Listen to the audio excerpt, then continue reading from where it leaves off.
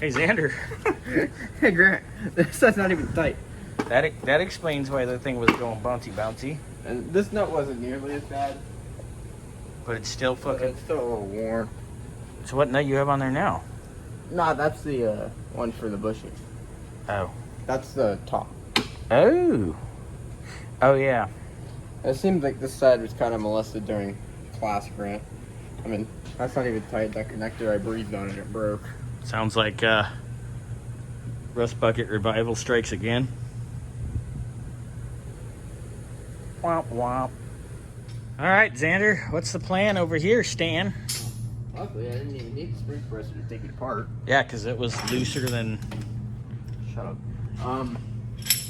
But yeah, I was saying you needed to put it together.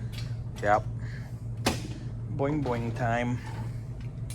All right, so Xander's gonna get this new King spring together, get it on, and he's gonna holla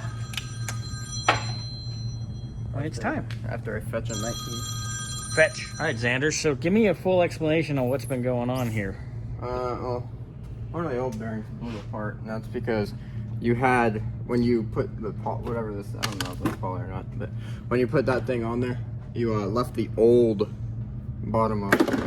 I found it this time, but I think it's like, Oh, that's nicely dead.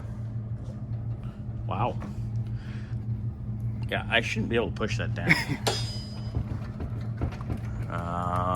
Grant, what do you want to do? This is why we don't buy what?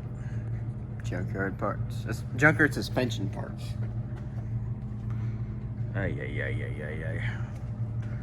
Xander's about ready to start raging alcoholism. I have to go hang out with my boyfriend. Wow.